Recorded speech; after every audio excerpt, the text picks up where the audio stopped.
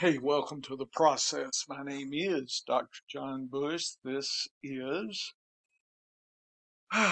Week 9 Thursday game scripts, matchup rankings with uncertainty. If you've seen my process before, you know where I'm going here. But I give you summations of different data streams. I use Vegas, I use defense against the position, and I use my homemade uncertainty level rankings to, in my head, kind of model possibilities as to what may occur. Thursdays are never games that I get fired up about. I'm rarely satisfied with Thursday games. So that's just realize kind of my downness is that bias that way. So Vegas is important to me. It gives me a feeling for the number of points to be scored, high, kind of average, and low. Certainly, the more points scored, the more likely there's better fantasy football goodness for us as players. Low scoring games are the other side of the coin, the sad side, where there's not a lot of fantasy points scored. In fact, it may even be defense. If you have to play a defense, maybe there's some advantages there. Okay. Next thing I do is called defense against the position. I'm trying to look at each team versus their opponent. How does their opponent do in giving up points at different positions overall? The running back position for rushing, the passing, which is a quarterback, wide receiver, tight end, and some teams play kickers and defenses. I give those defense against position rankings as well, and I use easy to tough, so I'm not giving numbers. Uh, I think that it's a little bit better to do it my way versus numbers. Try to make it a little easier because we're using this for conceptual purposes, not to try to cut a 9 versus a 10. You know, we're trying to kind of envision the game scenarios, game scripts, people will call it. And then finally, I give my team player positional rankings. My rankings are FSPR, Fantasy Sports Professor Rankings. That's me. And my uncertainty levels, high, average, or low uncertainty. And long story short, the floor and ceiling is usually much broader in a high uncertainty situation. So the lows can be much lower. The highs can be higher, but I guess what is safe? Low uncertainty, high ranked players would be safe. High ranked players with high uncertainty would be less safe. So, as long as you understand that's how I'm viewing it, you can play or not. So, my numbers are from 0 to 100, probably a little higher sometimes. And I usually think about 75 points and up. It's about a 1. 75 to 50 is a 2. Below 50, it gets tricky trying to do a 3, 4, etc. And anything certainly below 25, I'm rarely, if ever, using. I'll find something else. So I give you a combination of kind of my rankings, concepts, and the uncertainty levels. So certainly low ranked, high uncertainty players not be who I would be trying to choose. Okay, so how does all that look? Well, first we have this figure here. The top line is Eagles and Texans tonight, Philadelphia, Houston. There's my dog. He's happy about the game. The score predicted 35 versus 9, about 44 points. That's average, below average, not very strong. The spread is about 13-14, so about 2 touchdowns. So the scenario right away jumps out to me.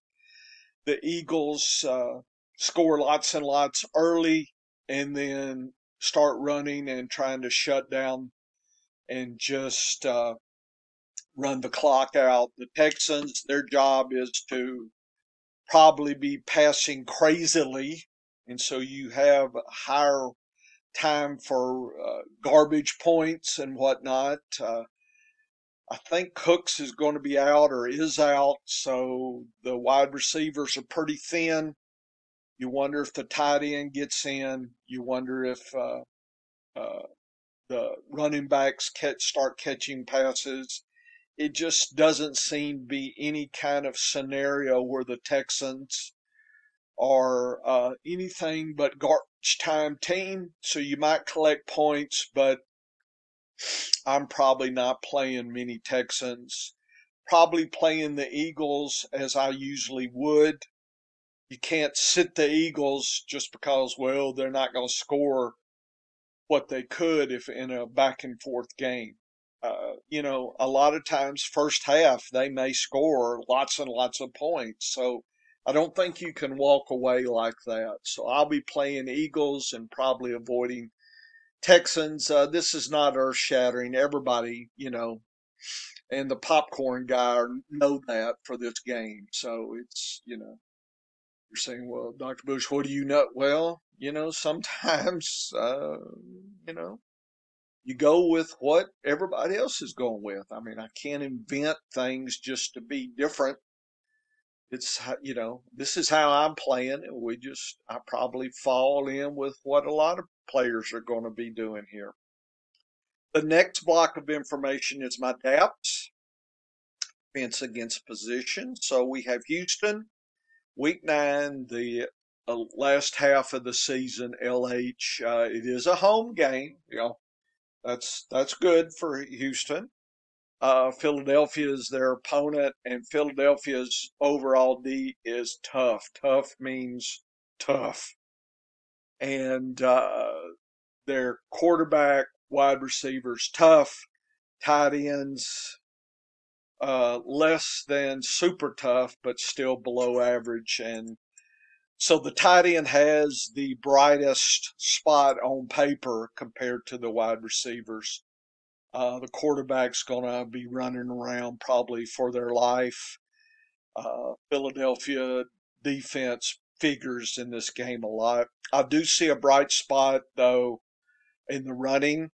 The problem is the game script doesn't favor uh, Pierce, the RB.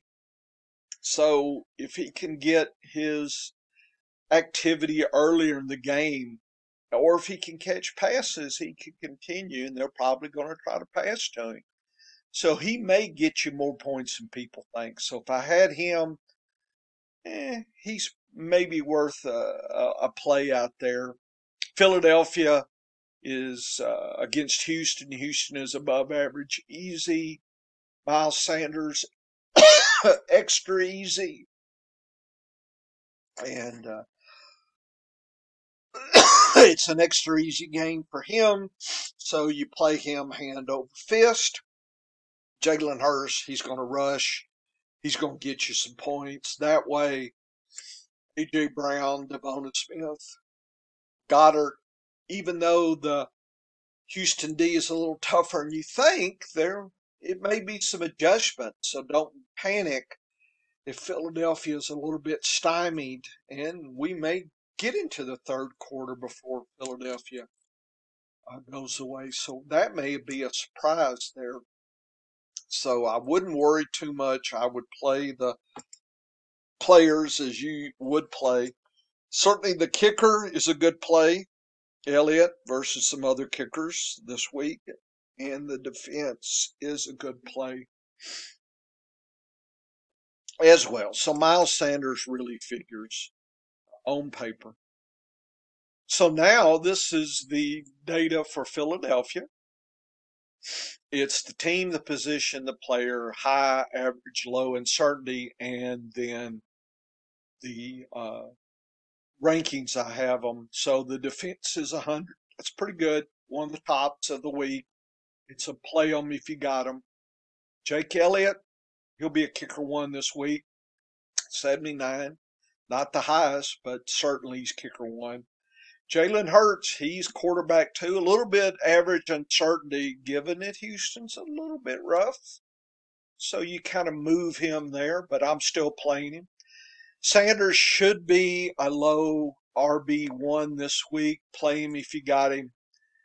It's very possible Gainwell or Scott collect in the garbage time later in fourth quarter. So if you're playing daily fantasy, the one night kind of thing, it may be a roll of the dice. I'm sure most people will be going that way. Goddard, he's tight end one this week. Play him if you got him. Just again, average uncertainty because the Houston defense is a little bit rough.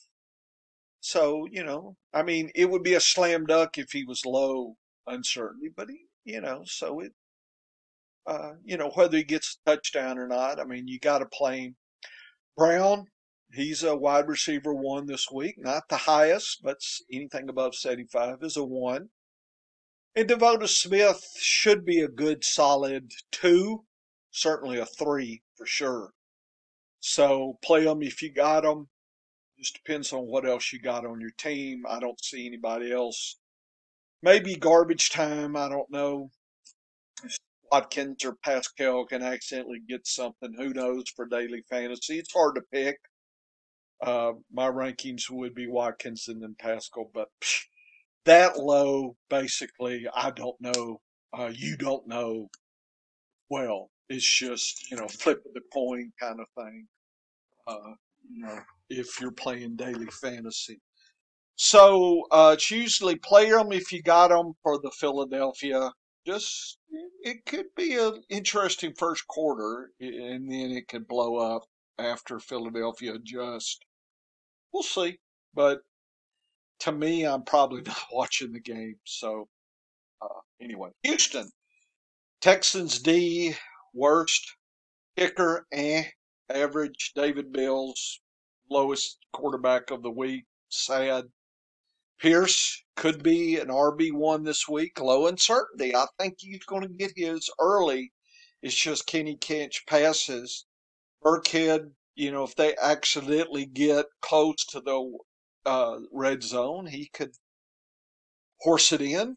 So, in daily fantasy, he might be a gamble. I'm sure there's people going to be playing him.